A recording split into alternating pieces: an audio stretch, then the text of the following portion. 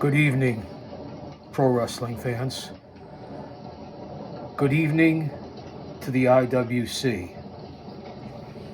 The reason why I'm here and the Guardian of Chaos, Big Daddy, is not here is because he's been having some issues with YouTube. He is on temporary hiatus, but he will be back. So in his place, I am honored to be here for you, his fans and subscribers. I am Ramses, and I will be filling in for Big Daddy. He has asked me, he has contacted me. I have flown in from the City of Angels to be here to help the GOC. That's him. So subscribe, share, give us a thumbs up on that like button, and see if you can get us into the algorithm so we can bring back Chaos Corner and this channel on YouTube, the Guardian of Chaos. The Guardian of Chaos on YouTube, the YouTube channel. Thank you all for being here. Much respect. I'd like to acknowledge Austin Nance and the Tribal Queen, who are the moderators here on this channel. Now, this is my first public engagement, my first podcast. It's not a podcast, it's a show, I was told. So bear with me. Give me a chance. Leave a comment. And we're going to get back on pace here on Guardian of Chaos, the YouTube channel. It's story time. Another special edition, a show, story time. So let's relax, grab some coffee, tell your friends, and let's enjoy. I appreciate everyone being here and for putting up with this. Obviously, I have this on for a reason. I do not want to reveal my identity. Again, just know that I am Ramses. Los Angeles, part-time luchador. Thank you.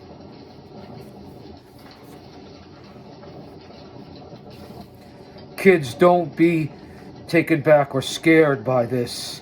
This is official. This is from Mexico City. I just want to put that in your minds. And let's see if we could have some fun and bring back the channel and what it's meant to be, so YouTube no longer messes with this channel. I am akin to Guardian of Chaos, Midnight Rider. I am Guardian of Chaos, his Midnight Rider.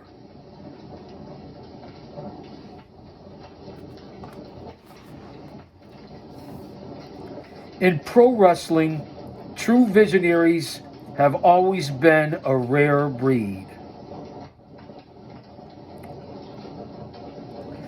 Throughout history, they were the innovators, the inspired geniuses who changed the landscape of the business and left an indelible mark that continued to reverberate well after they were gone. Vince McMahon's entire national campaign was the product of a far-sighted and bold personality. And such a move required tremendous imagination. Along with his trusted associates, he fostered idea after idea, pushing past bumps in the road with unparalleled ambition. Jim Crockett and Dusty Rhodes, who had his own Midnight Rider, were driven as well, and each had a hand in the skyrocketing growth of Jim Crockett Promotions. They were both visionaries, but Rhodes was the creative mastermind behind the company's success.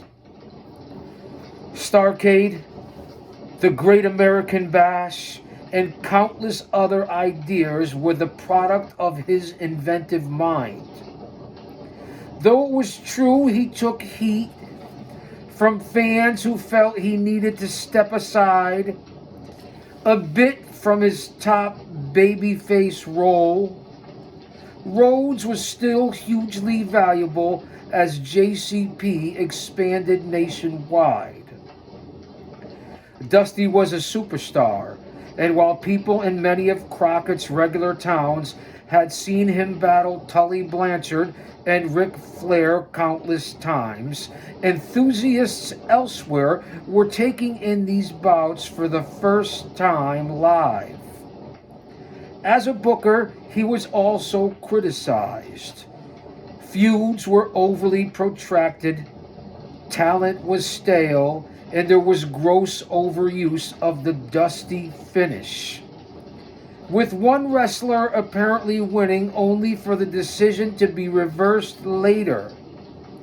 But the truth be known, Rhodes' talent as a booker had taken JCP out of its safe mid-Atlantic locale and given the company placement on the national stage.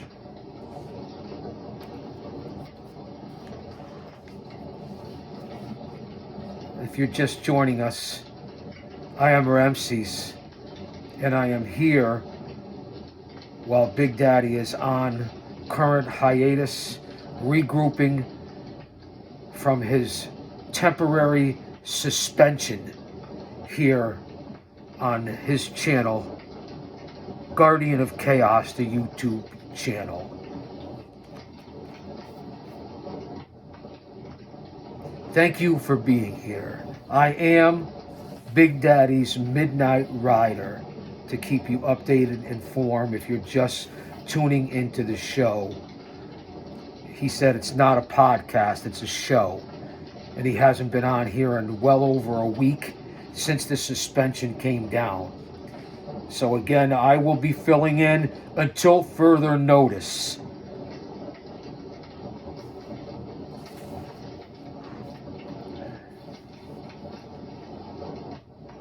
By 1987, Crockett had invested a large sum of money to purchase the UWF. He'd worked a deal with the Florida office and bought a plane to cut down on escalating transportation costs. With the new acquisition cut down on escalating transportation costs and responsibilities came the need for better organization and, more specifically, a solid plan to manage the company's cash and assets. Enormous sums were already being spent to pay stations to air original JCP TV content, which was magnified by the addition of the UWF syndication network. It is conceivable that if Bill Watts owed $50,000 a week because of his TV deals, Crockett was on the hook for double that. And for such a massive syndication venture to make sense, JCP needed to be using those stations to generate income, either through advertising or by promoting live shows, since they weren't running events in the 175 plus markets. Advertising deals had to make up for their TV expenditures. Are you guys still with me? It's me, Ramses. No me joda maricón, muévete culo. Pendejo. Me llamo Ramses. ¿Cómo está usted? Dame una bolsa plástica.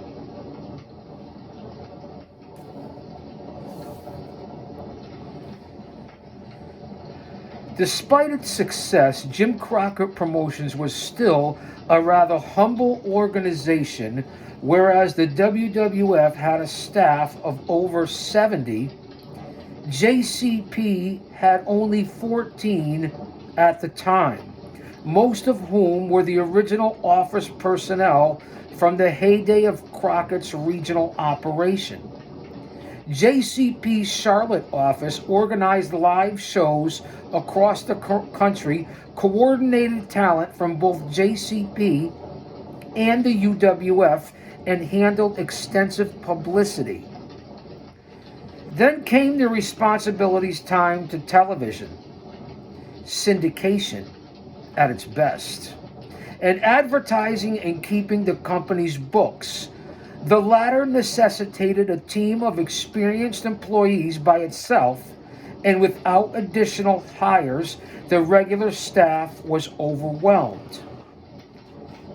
Crockett improved his TV arrangement, devising a specialized syndication package called the Wrestling Network, made up of all 4 of his programs: NWA Pro, Worldwide Wrestling, UWF Wrestling, and Power Pro Wrestling. The network operated out of the new Dallas office and created an umbrella over the telecasts with the goal of streamlining production and promoting the NWA and UWF together.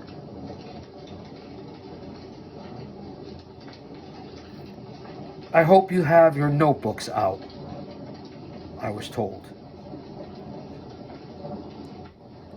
So you'd be better off as you come in here, and better off when you leave here. No, you'll be better off walking out of here than when you walked in here. Valuable advice, so you can hold a conversation.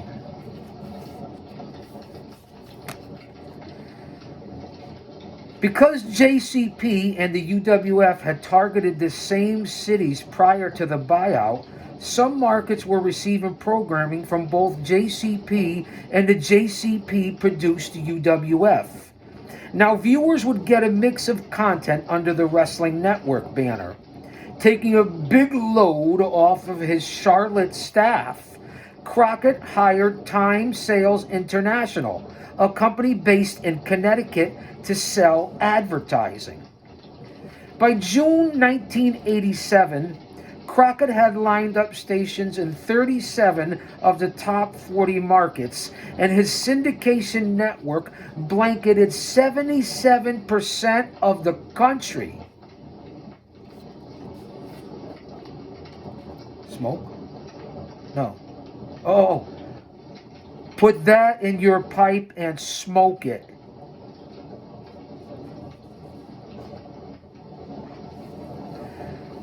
The WWF, in contrast, had more than 90% coverage.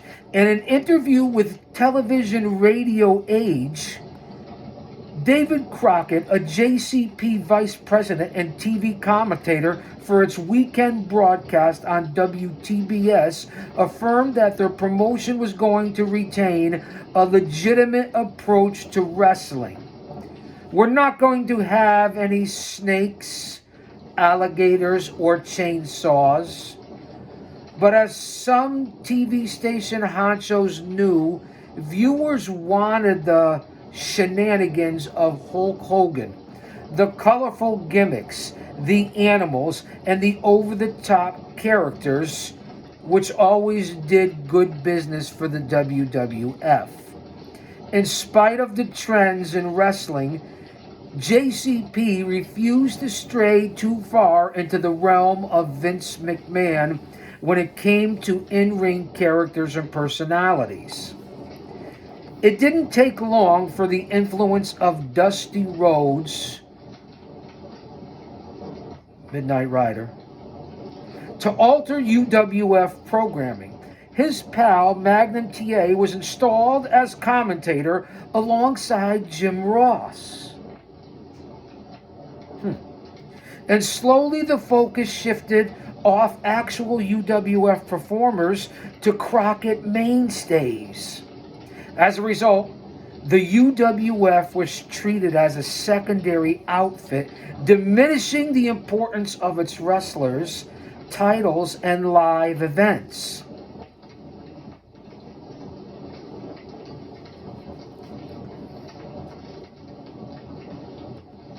In Florida, Rhodes tried to maintain a group of wrestlers for local shows in Tampa, Orlando, and Miami, but fans weren't interested. They wanted to see the big guns of JCP, including Dusty himself, and not second stringers. It was the same reason the Central States experiment failed. With house show numbers failing, Rhodes initiated a series of cutbacks, limiting the number of monthly events. Instead of TV tapings every week, they scheduled 2 tapings per week for 26 weeks and cut legendary commentator Gordon Soley's salary in half. Soley had no chance and no choice, so he quit. Obviously, championship wrestling from Florida no longer exists. One of the best shows that we've ever seen. We can agree as a group here in consensus. Leave a comment. Let us know what you think here on the channel.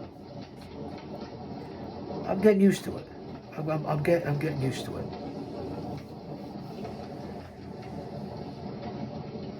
The anticipated Great American Bash Series kicked off in Lakeland, Florida on July 1st, 1987. Ticket prices were lower than the year before, and Crockett played it much safer when it came to renting large venues, essentially avoiding them with the exception of Memorial Stadium in Charlotte and the Orange Bowl in Miami. Yes, it's right behind us, the 72 and 73 banner of said where the Orange Bowl Miami Dolphins played during those years. Yes, a little bit of history here on the channel. Just because I'm a luchador doesn't mean I don't know about American football. Especially here with Big Daddy. He is a 50-year, maybe 53-year Miami Dolphin loyalist. You think they? Yeah, okay, I think they do. He said to focus, get back to the task at hand. Thank you, everyone, for being here.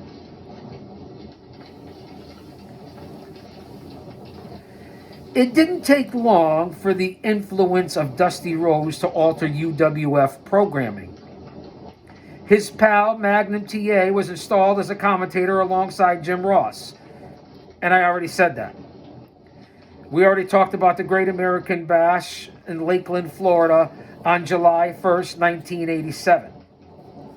We already talked about moving from these larger venues to a little smaller, with the exception of the Orange Bowl.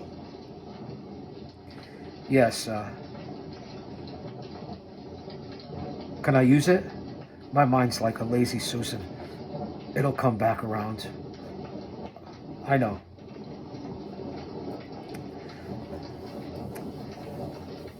The Orange Bowl in Miami, Memorial Stadium in Charlotte, Atlanta's Omni Coliseum was the site of the inaugural War Games contest on July 4th. A brutal 5-on-5 battle inside a 2-ring cage.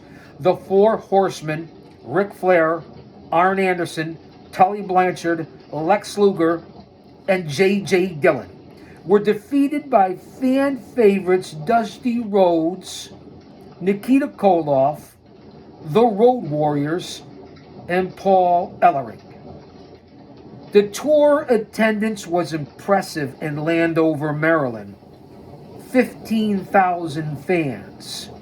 Chicago, 10,000 fans. Charlotte, 25,000 fans. And Miami, and 16,000 fans. Pretty impressive. And Crockett ran the second War Games at the Orange Bowl and the Bash finale on July 31st. The Horsemen were again toppled when the War Machine, aka Ray Traylor, Big Bubba, the Big Boss Man, a masked substitute for Dillon, gave up. Stay with me here. Stay with me. 21 minutes? We're 21 minutes. 21 minutes. We're going to go as long as it takes. Gracias.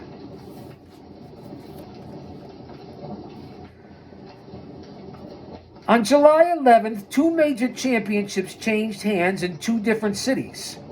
Lex Luger, using a chair tossed to him by J.J. Dillon, beat Nikita Koloff inside a cage for the United States belt in Greensboro. Out in Oklahoma City, Steve Williams went over Big Bubba for the UWF heavyweight strap.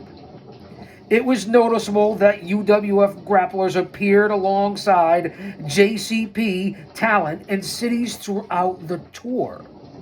Terry Gordy, Eddie Gilbert, Chris Adams, Rick Steiner, Sting were prominently featured in early to mid-card roles, and they were reliably good.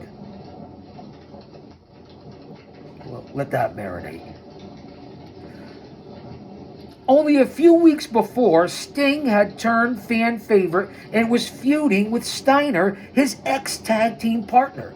Williams, another babyface, was at war with Dick Murdoch and formed a tag team with Terry Gordy to lock horns with Murdoch and Gilbert. The Williams-Gordy tandem gained international fame in the early 90s. As for Ric Flair, the NWA World Champion, he was inching into a rivalry with Manos de Pietros, Hands of Stone, Ronnie Garvin.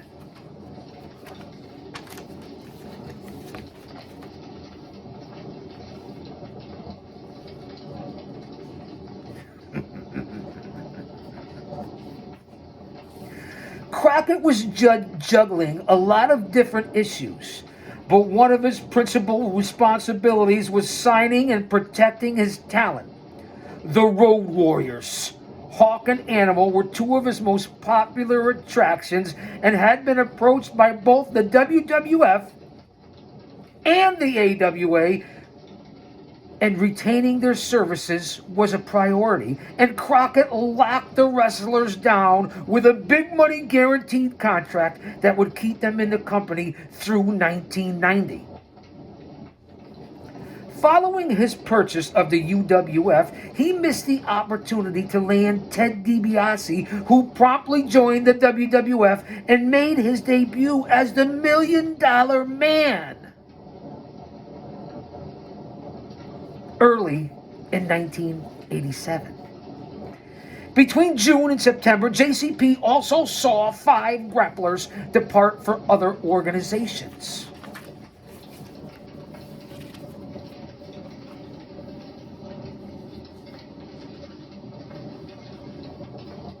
Rick Rude, Terry Gordy, Buddy Roberts, Chris Adams, and Manny Fernandez, along with Michael Hayes, the remaining Freebird. He was the only one left, and he inked a contract and later fashioned a new team with Jimmy Garvin, who to me, no matter what you say, the Freebirds were Terry Gordy, Michael Hayes, and then along with Buddy Jack Roberts. Jimmy Jam Garvin never worked for me. Nothing against Jimmy Jam. He had quite the career. Especially with that whole Precious and Sunshine gig down in World Class Championship Wrestling. But as a Freebird, personally, we didn't like it.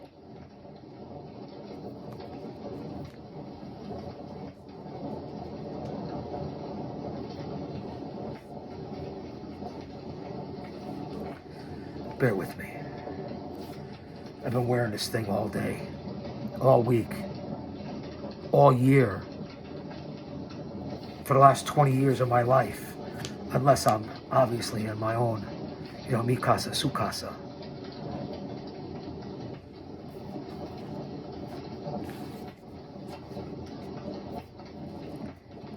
Crockett and Rhodes returned the NWA brand to Detroit in an unambiguously pro-WWF city on September 25th, 1987. They rented the Joe Louis Arena, a venue McMahon had occupied from 1984 until recently when he'd moved to the Silver Dome. In a promo piece in the Detroit Free Press, the differences between JCP and the WWF were once again front and center. And writer Joe Barrett explained that the NWA-UWF combination was less glitzy and showbiz oriented than the other guys. Promoter Gary Juster was optimistic about the event. He told the newspaper that Detroit fans have been waiting a long time for NWA wrestling. And the night of the program, 8,000 frenzied spectators were present at the arena to see Crockett's best and brightest, and those in attendance were in for a treat. Rhodes booked Flair to lose the NWA World title, but the new champion wasn't... Wait.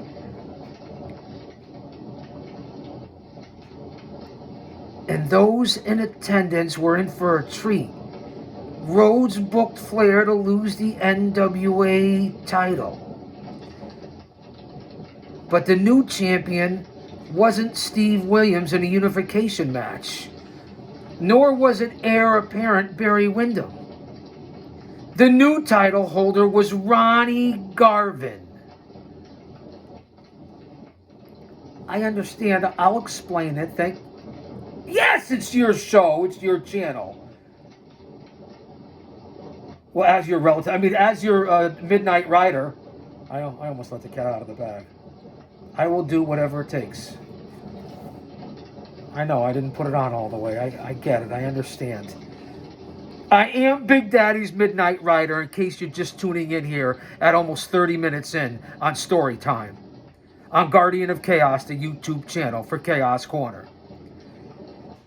The GOC is on a temporary suspension.'s having his issues with YouTube. We're in the middle of appeals. So I've come in from Los Angeles.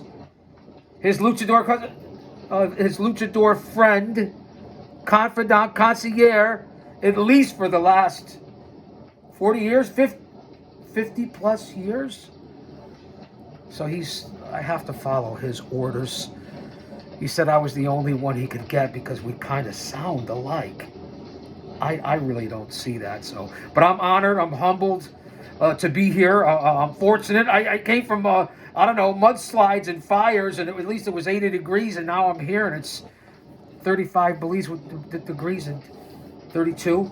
Okay. And 10 inches of snow.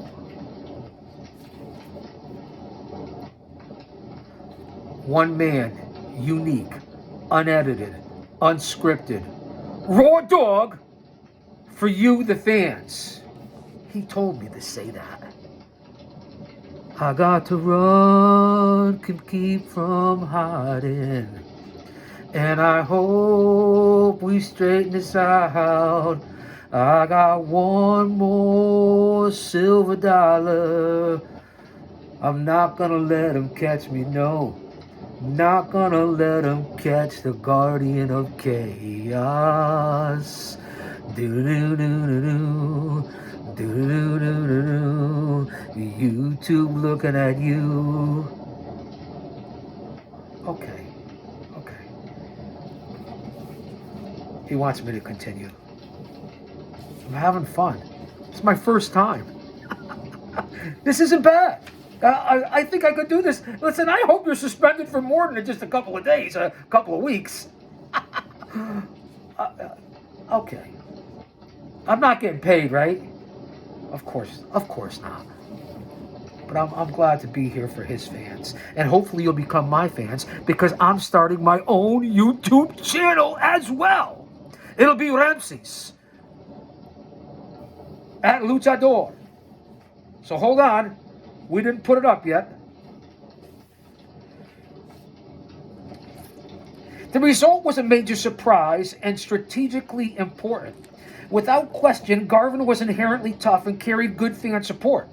At 42 years of age, he was a battle-tested veteran and had been embroiled in a feud with Flair since July. Their chemistry worked when it came to street fighting and seismic chest chopping, and their battles garnered a lot of attention. But all of Flair's challenges, including Wyndham, Nikita Koloff, Garvin, were not expected to win the belt. That shock of the moment, plus the fact that Flair was finally beaten, carried a lot of excitement. The booking philosophy behind the match, the switch, carried a lot of excitement. It related to the promotion's upcoming Starrcade event, which was historically the biggest night of the year for JCP. Crockett and Rhodes wanted Flair to win a return match and regain the championship at that show, meaning Garvin's reign was destined to last 62 days. The idea, credited by some to Flair himself, was agreed upon by all parties, and the Detroit Switch kicked the plan into motion. Starrcade was a Thanksgiving tradition for JCP, and the 1987 Spectacular marked the company's first foray into the world of pay-per-view, adding to the magnitude of that event. To that juncture, pay-per-view had been dominated by the WWF, and for Crockett to be competitive, he had to cross that bridge. Vince McMahon didn't want to concede anything to his rival, and he went on the offensive to narrow JCP's chances for success. First, he scheduled a competing pay-per-view show for Thanksgiving, naming it Survivor Series. Then he used his leverage as a leader in pro wrestling's pay-per-view field to get cable systems to reject Starrcade entirely, telling executives that if they went ahead and presented the JCP program, they wouldn't get the next WrestleMania. It was a harsh move and severely damaged Crockett's ability to land outlets. In fact, Starrcade was only available for PPV in 300,000 homes, while McMahon offered the Survivor Series to 7 million homes.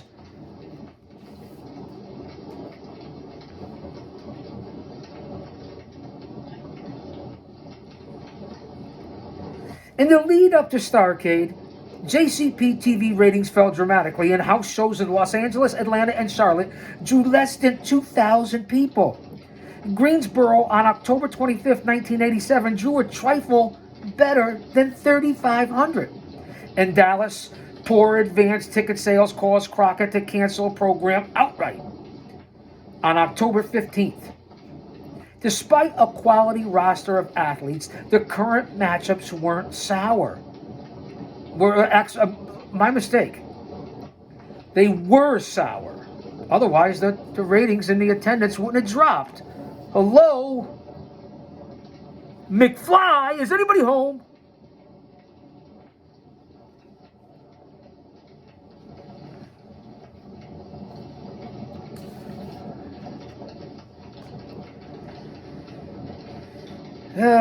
Ronnie Garvin, as the lead babyface and defending champion, had its disadvantages.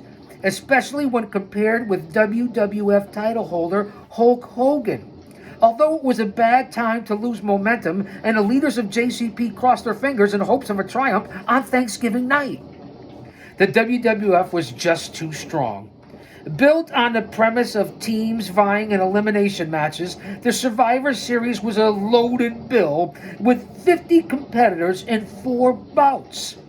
In one of the contests, Randy Savage teamed with Jake Roberts and Jim Duggan, who had returned to the promotion in September. Brutus Beefcake and Ricky Steamboat to beat the Honky Tonk Man, Harley Race, Hercules, Ron Bass, and Danny Davis. Savage, Roberts, and Steamboat were the survivors. Hulk Hogan partnered with Paul Orndorff, Don Morocco, Ken Patera, and Bam Bam Bigelow in the main event, but took the loss against Andre the Giant, the one-man gang, King Kong Bundy, Butch Reed, and Rick Rude. Andre pinned Bigelow to become the sole survivor. Hogan, startlingly, was counted out with 3 quarters into the battle and eliminated. The WWF racked up more than 400,000 in pay-per-view sales and sold out the 20,000 plus seat Richfield Coliseum in Richfield, Ohio, turning the Survivor Series into an undeniable success.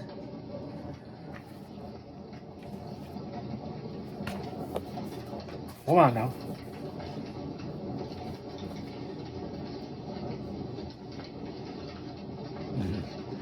You know and I know that you know.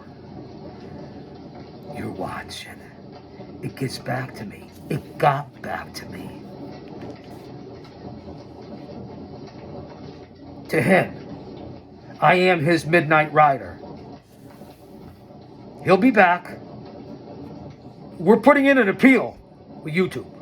Just want you to know that. We're in a process right now, but temporarily the GOC, Big Daddy, will be off camera until further notice. Listen, he could be back tomorrow. He could be back Friday. He could be back next week, for all I know, next month. So I'm going to try to fill in. I hope you guys don't mind. He said you were loyal. The channel, he told me, was on a rocket ship from early last summer into 2025. So we're going to try to keep that momentum going. This is just a minor setback. Never give up. Stay mentally, physically, emotionally, spiritually fit. If he's for us, and I don't have to tell you this one, he doesn't have to tell me, then no one could be against us. That's why we hang out with like-minded people.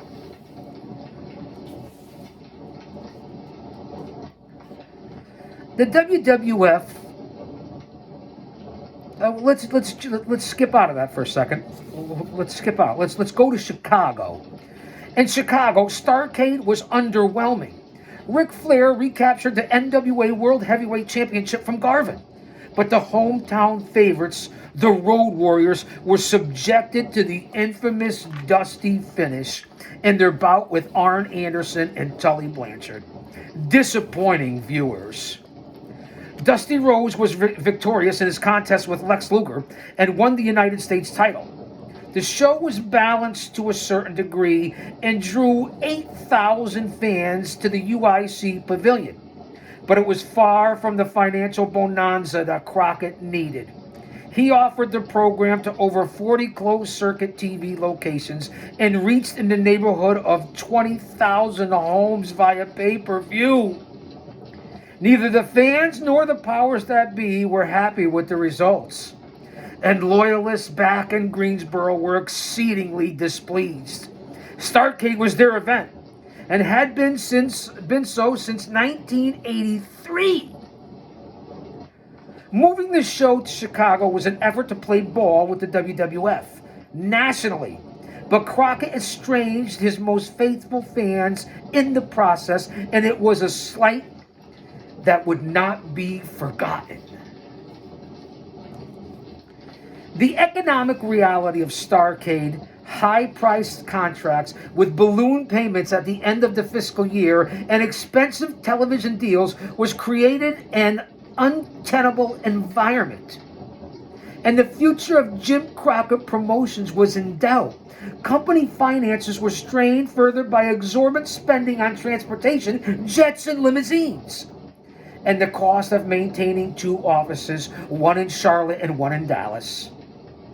With regard to the Universal Wrestling Federation, Crockett had committed millions of dollars to purchase the organization, but over the last 4 months of 1987, he ceased running exclusive house shows and TV tapings under that banner.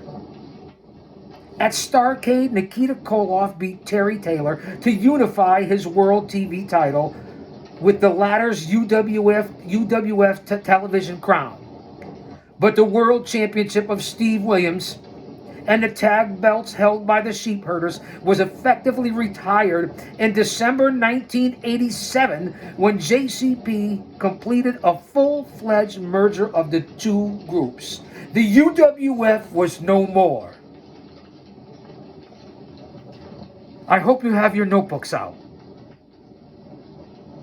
I hope you're writing this down.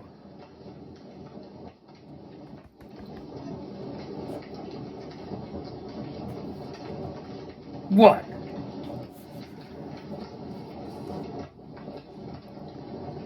What a story.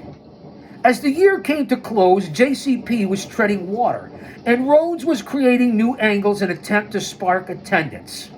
Lex Luger turned babyface and went to war with his Four Horsemen mates. And up-and-comer Sting received a push to match his growing popularity.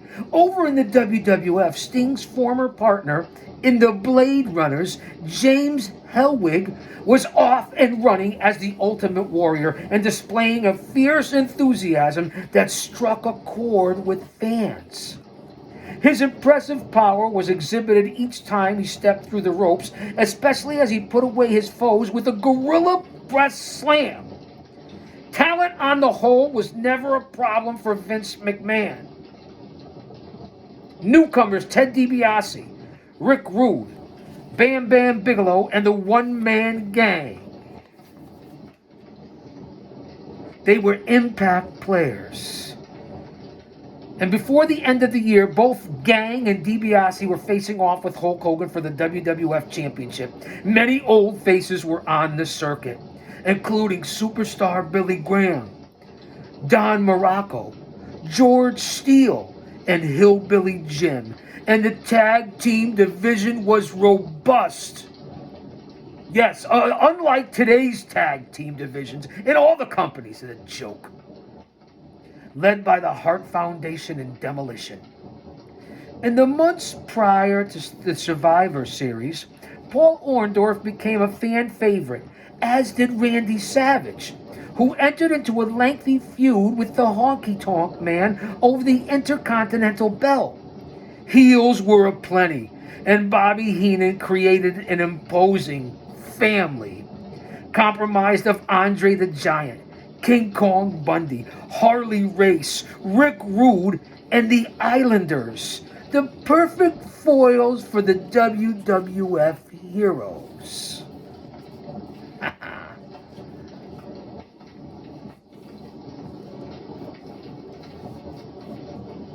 Hulk Hogan remained the top banana, and all through his Rockin' Wrestling cartoon was canceled, although in June 1987, it wasn't because his standing as the WWF's central protagonist had diminished. Kids were growing up with Hogan, and the aura of the Hulkster still cast its glow over across North America. Not in Mexico City. Arriba! On August 28, 1987, he was a headline attraction in Houston during promoter Paul Bosch's retirement show at the Sam Houston Coliseum and defeated the One-Man Gang. Bosch aligned with the WWF after the sale of the UWF, and his retirement event was attended by luminaries from throughout the grappling world. Vince McMahon was joined by Lou Thez, Gene Kiniski, rival Vern Gagne, and over 12,000 spectators, and paying their respects to Bosch for his exceptional contributions to the sport. The living legend Bruno Sammartino appeared on the undercard and beat Hercules by countout in his second to last pro match. The next night at the Baltimore Arena, he teamed with Hogan to conquer the one-man gang and King Kong Bundy. Bruno then retired from active wrestling, capping a career that began in 1959 and saw him reign as Worldwide Wrestling Federation champion twice for a combined 11 years. After giving up his job as commentator in March 1988, Sammartino became a vocal detractor of modern wrestling and condemned the gimmickry antics of McMahon and the WWF. He wasn't alone. His Pittsburgh neighbor, Johnny Valiant, a former Worldwide Wrestling Federation tag team champion in the 1970s, told the journalists, "I think Vince McMahon must be inspired by Walt Disney these days. Wrestling was on top of the world for WrestleMania 1. Then they started getting guys who were half-baked entertainers instead of wrestlers." Vern Gagne wholeheartedly agreed. "It makes me sick. It makes me want to vomit," he said. "It's too far out." I'm far out? Thanks, Big Daddy. Too tongue-in-cheek, they took down the sport and looked down on the sport. They make a mockery of the whole goddamn thing. The AWA continued to be raked over the coals by the WWF. Co-holder of the AWA World Tag Team Championship, Boris Zukov, left the promotion for McMahon's group mid-reign in late September 1987, and Gagne was forced to re-team Zukov's partner, Soldat Ustinov, with Doug Summers. A short time later, one of the Gagne's most valuable long-term commodities, Nick Bockwinkel, took a position in the WWF as a part-time TV commentator and occasional referee. On November 16, 1987, at the Meadowlands in East Rutherford, New Jersey, Bockwinkel participated in an old-timers battle royal with a handful of old former AWA stars: Edouard Carpentier, Gene Kiniski, Ray Stevens, and the Crusher were also involved and in the finals. Lou Thez tossed Pat O'Connor over the top rope to score the win. Now, Vern Gagne saw another champion defect to the WWF in 1987, a few months before Zukov.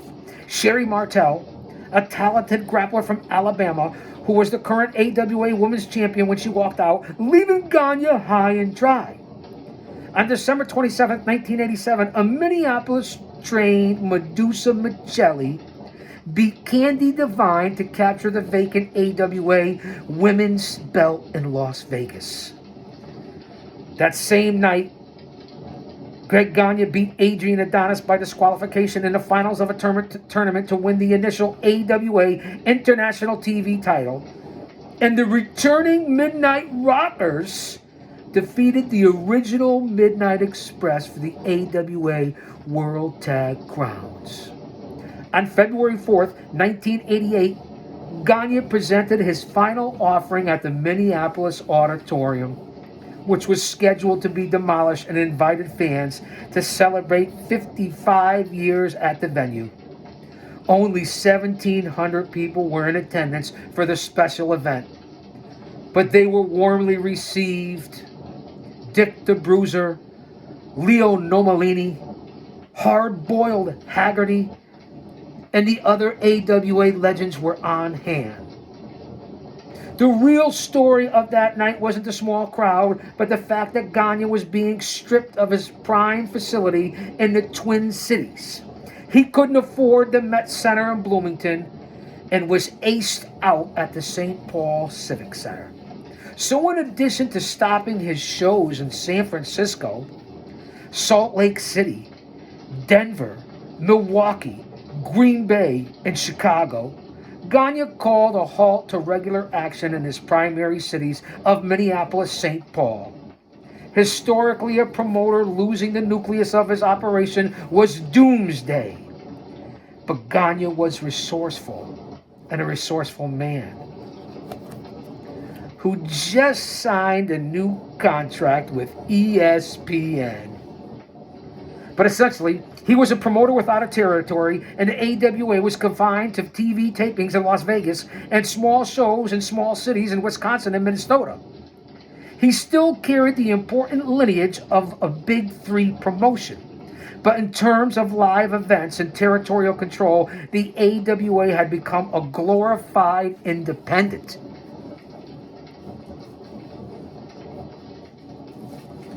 No revealing of the identity. Big Daddy would not allow me to do this. He wants to wait until the appeal is in full process and he can hear back from YouTube. So I'm going to attempt to just tighten up a little bit here. No offense, guys. The story will come out sooner or later, but I am Big Daddy's Midnight Rider. 51 minutes in. Don't go anywhere. We'll be here for at least an hour. And I hope you tuned in for the entire show. I'm following it, brother. I'm following it, boss man. The ESPN coverage kept him in the ball game. As far as his TV situation went, Gagne was doing pretty well, all things considered. His original syndicator, the New York-based Syndicast Services, severed ties in early 1987, and Gagne hired a veteran radio guy from Minneapolis, Gary Rawn, to help run his television setup. But ultimately, he landed with RJS Marketing Worldwide, which also oversaw the syndication of Pro Wrestling This Week by Joe Pedicino. A great show.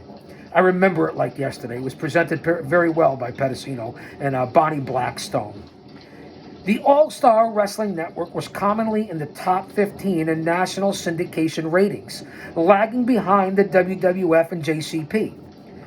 With his circuit practically devoid of major markets, Gagne placed an even greater emphasis on booking his heavyweight and his tag team champions in friendly territories. Very important. Over the first 6 months of 1988, his grapplers appeared in Memphis 18 times, with additional showings in Louisville, Nashville, and Evansville. And to mark Gagne's alliance with Jerry Jarrett, Jerry Lawler beat Curt Hennig on May 9th to capture the AWA World Heavyweight title. The Memphis region was fueled by the influx of AWA workers, and a reliable world champion in the area was boon to ticket sales. Jarrett received a few JCP castoffs as well, Terry Taylor and the Rock and Roll Express among them. But Eddie Gilbert's return was the big news. He attacked Lawler with a fireball on February 22nd, and their subsequent matches drew intense heat. A week before Lawler won the AWA belt, Memphis was besieged by wrestlers from Dallas as part of another talent-sharing deal struck by Jerry Jarrett. Michael Hayes, Chris Adams, Buddy Roberts were on the bill, along with world-class champion Iceman King Parsons, battling Kerry Von Erich in the main event. Parsons won by disqualification, in case you're interested. Linking the CWA and the AWA with world class was a tactical move, and all three promotions had something to gain. Notably, though, because of the weakened state of Gagne's company, he was a lot more willing to share power in 1988 than he had been in 85 or 86, as demonstrated by putting the AWA belt on Lawler. Jarrett's CWA might have been in the best position of the three organizations. His main city, Memphis, was drawing houses 2 to 5 times larger than Dallas. And unlike World Class and the AWA, Jarrett had retained some semblance of a legitimate territory, including several population centers of over 50,000. His top wrestler was the AWA World Champion, and in March 1988, he gained a national cable outlet on the Financial News Network. Young talent was in abundance in Memphis, as at various times Shawn Michaels, Scott Steiner, and Cactus Jack were in the region. Steiner, the younger brother of JCP upstart Rick Steiner, won the Renegade Rampage tournament in Memphis in June and teamed with Billy Joe Travis to capture the CWA tag team titles.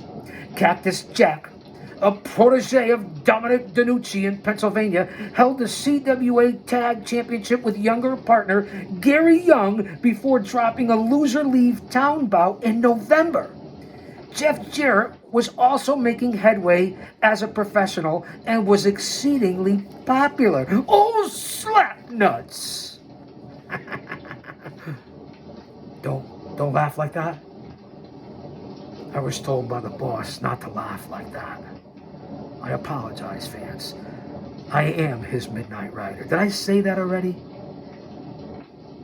I was told to say that at least several times throughout the show. It's not a podcast.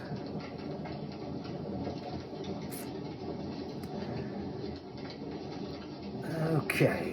From a Dallas perspective, the working agreement with the CWA and AWA was a home run made simpler by Kenny Mantell's positioning as co-owner.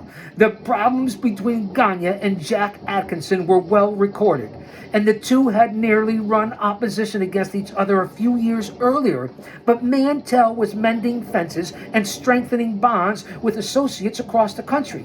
He sent out missives to groups of all shapes and sizes and extended his willingness to book world-class wrestlers on independent shows regardless of their location. Independent pro wrestling, the backbone of this industry, of this business, if you will.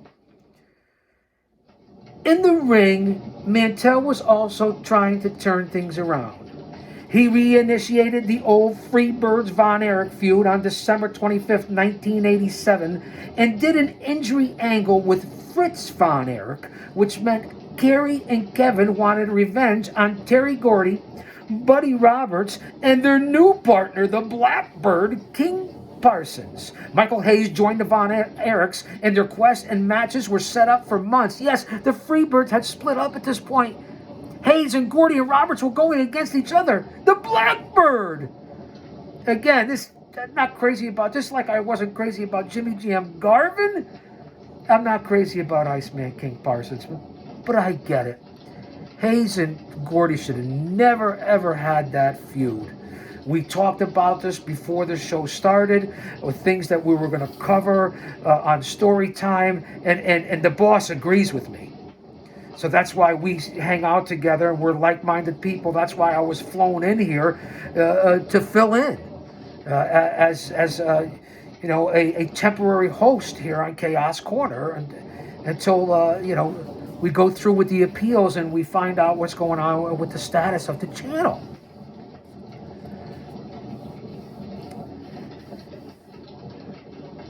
On May 8th, 1988, at Texas Stadium, Kerry beat Parsons to capture the World-Class World Championship, and Kevin teamed with Bruiser Brody to beat Buddy Roberts and Solomon Grundy. Attendance was upwards of 7,000 people, the largest Parade of Champions crowd in 2 years. And regular crowds at the Sportatorium were way up from the terrific lows in 1987. Mantell's gains were noteworthy, but the Dallas office had limited financial resources and could only do so much. Additionally, the arrangement Atkinson, aka Fritz, made with Bum Bright ended without the promised success. The October 1988 edition of Penthouse described the hypocrisies tragedies, and the overall downfall of the well-documented Von Erich family. It was a revealing portrait of pro wrestling's first family that traced the timeline of events between David's death in 1984 and Mike's suicide 3 years later in 1987. Included were all the dark details about the various arrests, the drug abuse, and the injuries suffered by the brothers. And it was an article the senior Atkinson hoped would never see the light of day. We're better known now because we die, Fritz told D Magazine. Unfortunately, there was much sadness yet to come. Tragedy was being felt throughout the wrestling world in 1988. On July 4th, 33-year-old Adrian Adonis was killed in a car accident in eastern Canada. A former AWA and World Wrestling Federation Tag Team Champion, the East-West connection with Jesse the Body Ventura. Adonis was generally underappreciated as a wrestler, and although his weight held him back at times, he was a solid performer on the mat. Pat Kelly and Wildman Dave McKigney also lost their lives in the wreck, and Pat Kelly's twin brother Mike was the sole survivor. 12 days later in Puerto Rico, 42-year-old future Hall of Famer Bruiser Brody was stabbed to death in the locker room of Juan Ramon Lubriel Stadium in Bayamon, Puerto Rico, by Jose Gonzalez, a wrestler known as Invader One, and died the next morning, leaving his wife and young son behind.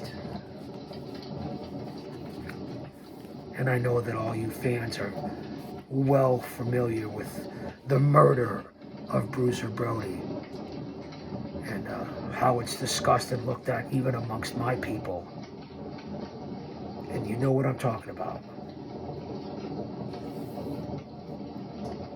An international superstar, Brody was pro wrestling's #1 nonconformist. And after 15 years in the industry, he'd pretty much seen it all. He had brawled with the biggest names in the business, exchanged fisticuffs with fellow wrestlers behind the scenes, and walked away from promotions at the drop of a hat when he felt slighted by the promoters. Insiders knew his stormy disposition all too well, just as his friends knew the depths of his heart and loyalty. Brody was a force of nature and a man some people thought was immortal. Without a doubt, he was one of the most important performers of wrestling's territorial era.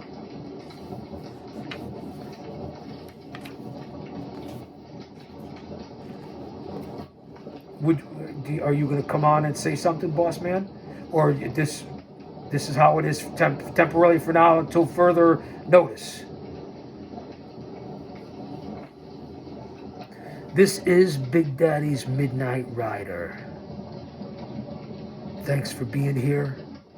I'm going to try to hold up the traditional slogans and sayings and spirit and soul of Big Daddy as we fight this appeal. So I'm here temporarily, at least as a co-host. The GOC sends his love, sends his respect, and he'll say that to say this, because he tells it like it is. Don't you dare miss it.